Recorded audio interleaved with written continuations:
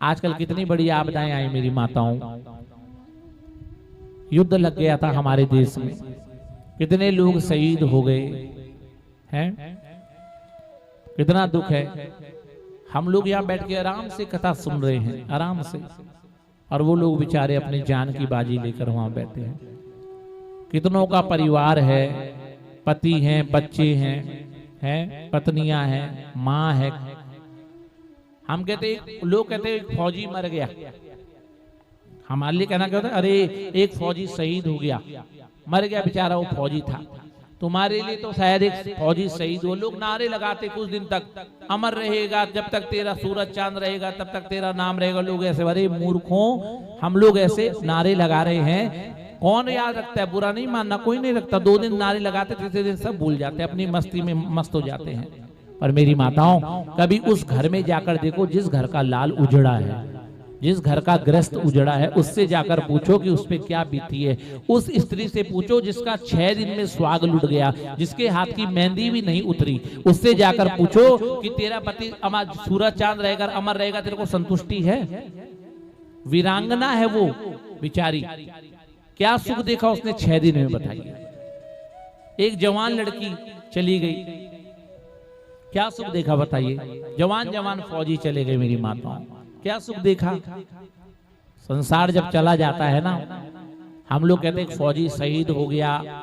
शहीद किसके लिए हुआ? अपने लिए हुआ हो, तुम्हारे और मेरे लिए हुआ हो। और उसका तो सब कुछ उजड़ गया मेरी माताओं, सब कुछ उजड़ गया, उसका घर उजड़ गया, बताइए। एक माँ की कोख उजड़ गई, एक बहन की राखी उजड़ गई, बच्चों के सिर से बाप का साया उजड़ गया।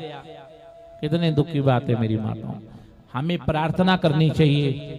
हम कह रहे युद्ध हो, अब तो युद्ध छिड़ेगा, अब तो इस पाकिस्तान को खत्म मार देंगे, अब तो ऐसा। अरे भगवान, ऐसे बोलो प्रभु, कोई बड़ा युद्ध ना हो, सब शांत हो जाए, किसी का घर ना उजड़े। हमें प्रार्थना करनी चाहिए, हमारे देश में शांति रहे। और जो हमारे साक्षात भगवान है फौजी, जिनकी वजह से आज हम बैठकर यहाँ पर शांति से कथा कर रहे हैं, है ना। धन्य है वो माँ, धन्य है वो कोख जिसके गर्भ से ये फौजी जन्म लेते हैं। कितना बड़ा हृदय होगा उस माँ का जो अपने पुत्र को बॉर्डर पे भेज देती है। कितना बड़ा हृदय होगा उस स्त्री का जो अपने स्वास्थ्य को दांव पर लगाकर भेज देती है। हमारे अभी युद्ध हुआ, हमारे गांव में बहुत फौजी परिवार रहते हैं, तो मेरा हृदय कांपा। भागवत में बैठा हूँ, झूठ नहीं बोलूंगा। मैंने कहा प्रभु ऐसा कुछ ना हो, सब ठीक रहे। मेरे यहाँ इतना बड़ा यज्ञ हो रहा है, राम, रोज प्रार्थना करता, राम जी ये युद्ध रुक जाए, राम जी ये युद्ध रुक जाए। कथा तो जैसे तैसे निपट ही जाएगी, पर कुछ गड़बड़ नहीं होनी चाहिए, कोई गलत नहीं होना चाहिए, है ना। इसलिए मेरी माताओं, जो दिवंगत हुए, जो फौजी हमारे लिए शहीद हो गए, जिन्होंने हमारे लिए अपना घर परिवार जान खत्म कर दी, उनके लिए भी प्रार्थना करना, उनके परिवार के लिए भी प्रार्थना करना। और भगवान ठाकुर जी से प्रार्थना के, हे प्रभु ऐसी आपदा ना आए किसी के घर पर, ऐसी आपदा किसी के यहाँ पर ना आए, ऐसी प्रार्थना करनी है आप लोगों ने।